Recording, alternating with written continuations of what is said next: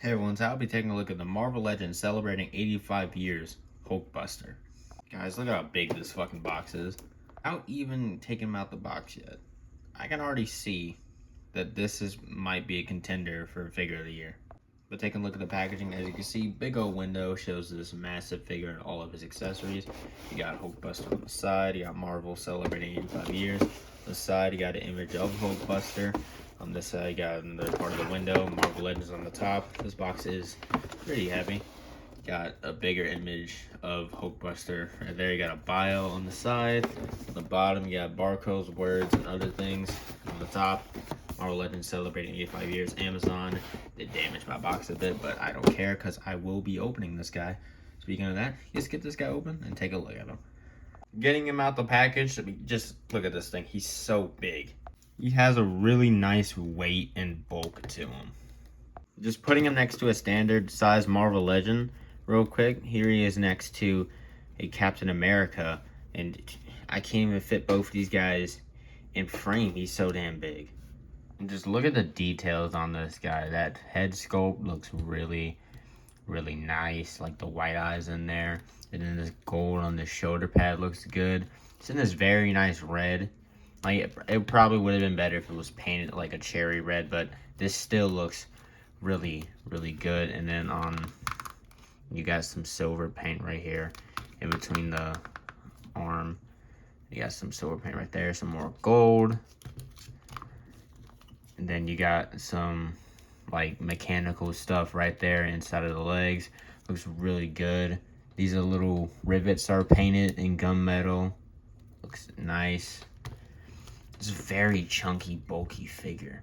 And then here's the back. These pieces are separate. They come separate out the box, but you just have to attach them, and it looks fine. So it does the torso part, but I already connected that. Yeah, just a very, very nice looking figure. Even have some paint under the feet. You can plug some blast effects in there if you want to have them in a flight pose, but you're going to need a very sturdy flight stand if you're going to do that. For accessories, he has these two fisted hands out the box, but he also has these two more open hands right here. And there's no paint on it, it's just red plastic, but they still look good. You can swap those out if you want to. And he also comes with a alternate head. It is a unmasked Tony Stark head.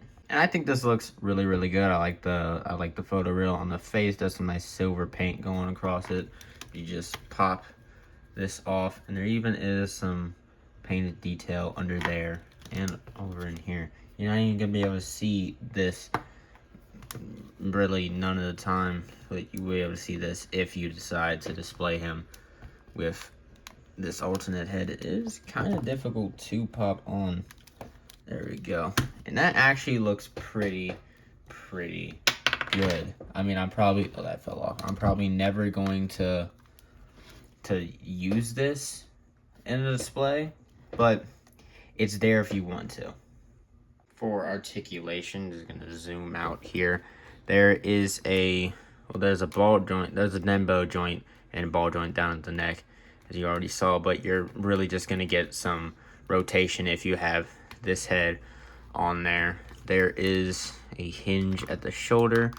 It can hinge out that far. It can rotate around about to there before this thing gets snagged. It is kind of popping apart right there just a little bit, so be careful of that.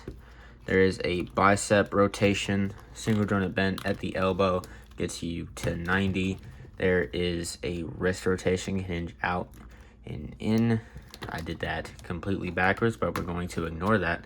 There is a dumbbell joint at the waist or at the torso, so you can crunch forward pretty far. I'm honestly pretty impressed with that.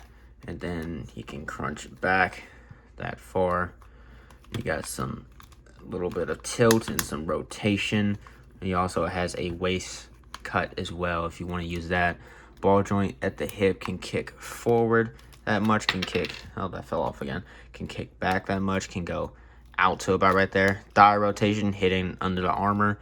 Double jointed bend at the knee can get you almost can kick his own ass, which is better than some normal size Marvel Legends figures, which is nice.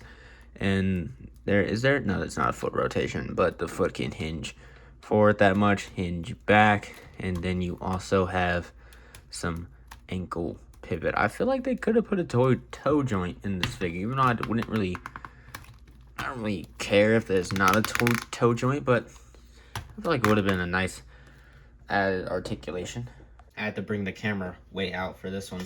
Measuring this Hulkbuster to see how tall he is. He stands at roughly about 9 3/4 inches tall, or about 10 inches tall, which I think puts him at a perfect scale for your other Iron Man figures in your Hall of Armor display. Let's bring out some more Iron Mans, because there's nothing wrong with too many Iron Mans.